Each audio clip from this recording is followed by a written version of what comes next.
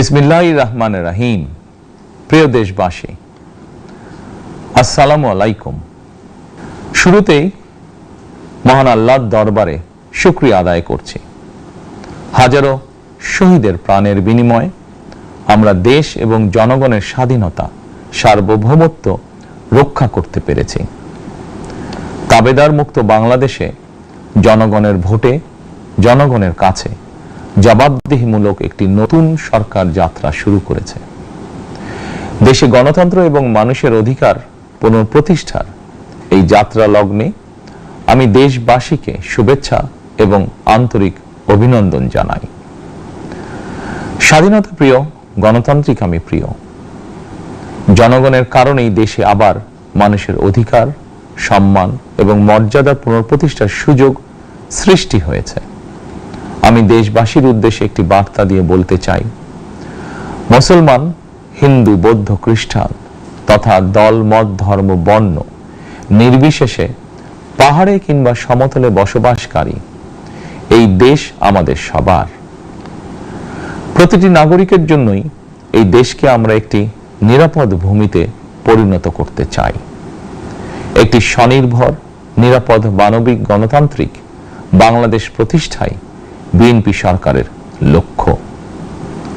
প্রিয় দেশবাসী, ফ্যাসিবাদের সময়কালে দুর্নীতি, দুঃশাসনে পর্যুদস্ত একটি ভঙ্গুর অর্থনীতি, দুর্বল শাসন কাঠামো আর অবনতিশীল আইন শৃঙ্খলা পরিস্থিতির মধ্য দিয়ে নতুন সরকার যাত্রা শুরু করেছে। আইন শৃঙ্খলা পরিস্থিতির উন্নয়ন এবং কঠোরভাবে দুর্নীতি নিয়ন্ত্রণের মাধ্যমে জনগণের মনে শান্তি, নিরাপত্তা ফিরিয়ে আনাই হচ্ছে আমাদের সরকারের প্রধান অগ্রাধিকার। সারা দেশে জুয়া এবং মাদকের বিস্তারকেও বর্তমান সরকার আইন শৃঙ্খলা অবনতির অন্যতম কারণ বলে চিহ্নিত করেছে। সুতরাং জুয়া এবং মাদক নিয়ন্ত্রণে আইন শৃঙ্খলা বাহিনী সব রকমের কঠোর পদক্ষেপ গ্রহণ করছে। জনজীবনে শান্তি ও নিরাপত্তা নিশ্চিত করতে সরকার সর্বোচ্চ উদ্যোগ গ্রহণ করছে। দেশের প্রতিটি সাংবিধানিক এবং সরকারি, বেসরকারি প্রতিষ্ঠান চলবে বিধিবদ্ধ নীতি নিয়মে। দলীয় কিংবা রাজনৈতিক প্রভাব, প্রতিপত্তি অথবা জোর জবরদস্তি নয়। আইনের শাসনই হবে রাষ্ট্র পরিচালনার শেষ কথা।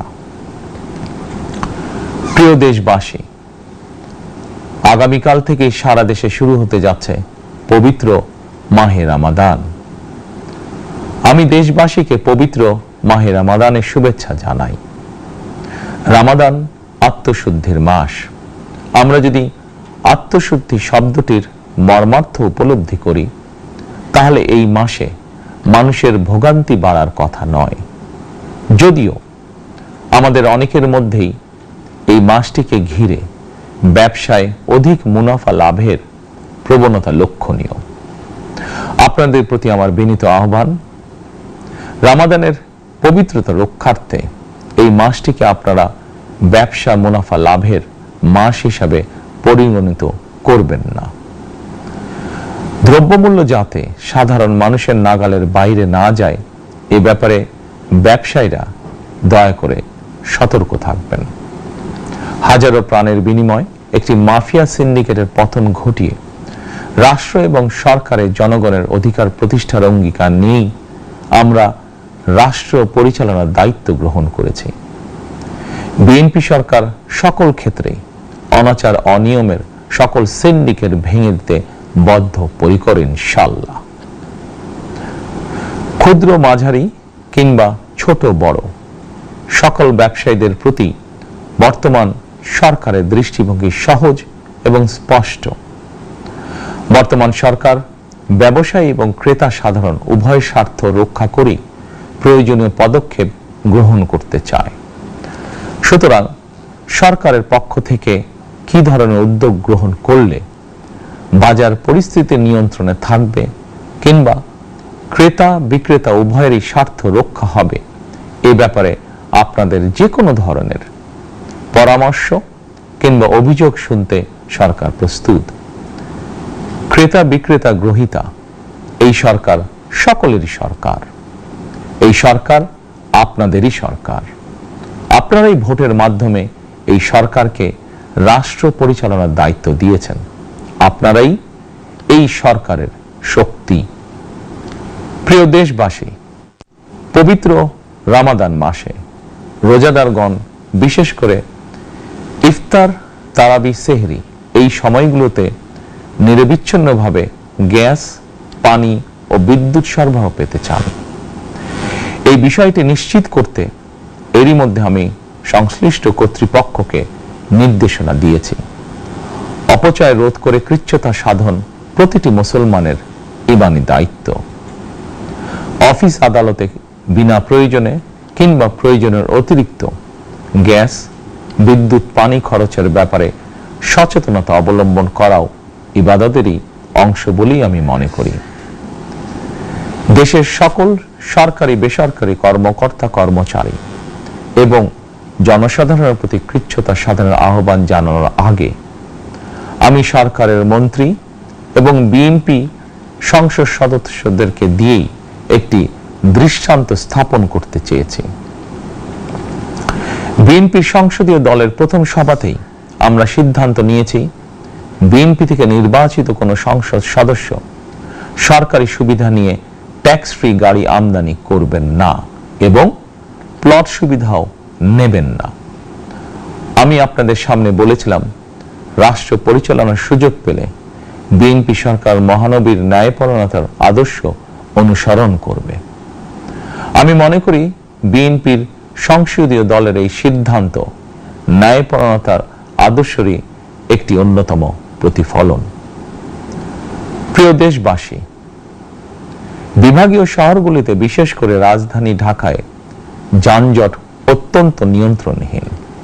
হাটে মাঠে ঘাটে, অফিস আদালতে জনগণের ভোগান্তির শেষ নেই। জনজীবনের নানা ক্ষেত্রে জনদুর্ভোগ লাঘব করা না গেলে জনমনে স্বস্তিও ফিরবে না।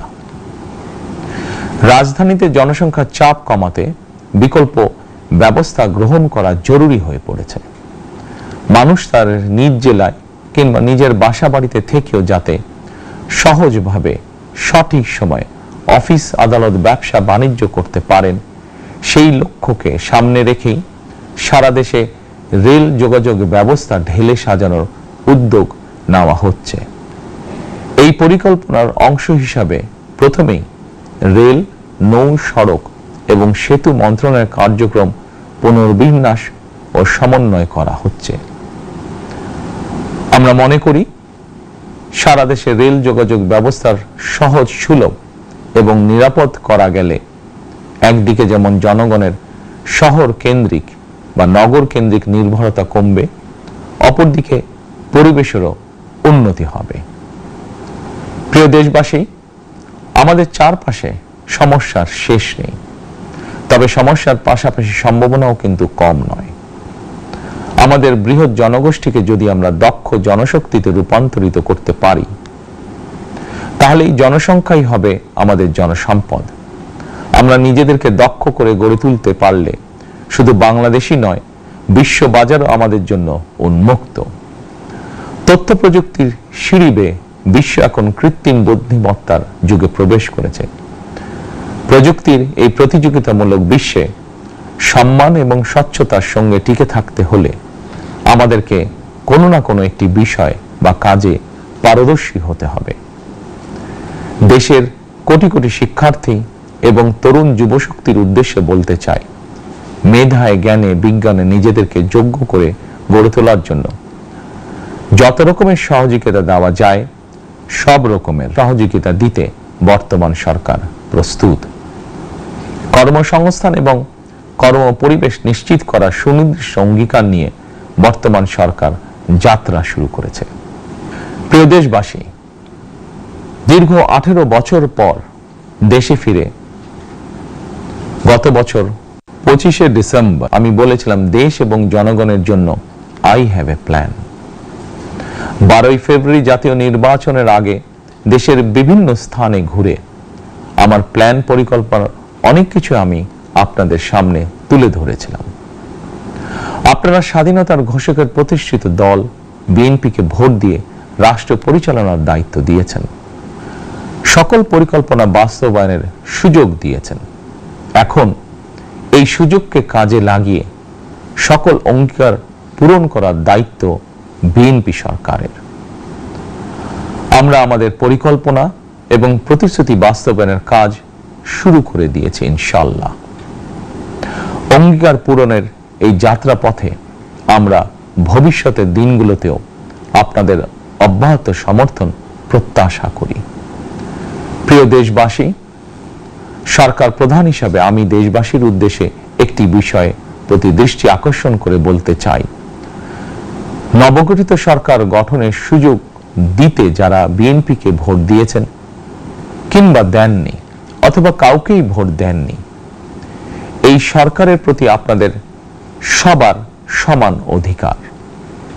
বিএনপি সরকার বিশ্বাস করে দল মত ধর্ম দর্শন যার যার, রাষ্ট্র সবার। এই দেশে এই রাষ্ট্রে একজন বাংলাদেশী হিসাবে আপনার আমার আমাদের প্রতিটি বাংলাদেশী নাগরিকের অধিকার সমান। প্রিয় দেশবাসী, আল্লাহ আমাদের সবাইকে নিরাপদ এবং সুস্থ রাখুন। আল্লাহ আমাদের সকলকে ইতিবাচক পরিকল্পনাগুলো বাস্তবায়নের তৌফিক দিন। পবিত্র রমাদান মাস শুরুর শুভ লগ্নে আল্লাহর দরবারে এই নিবেদন রেখে আমার বক্তব্য শেষ করছি। আল্লাহ হাফেজ। বাংলাদেশ জিন্দাবাদ।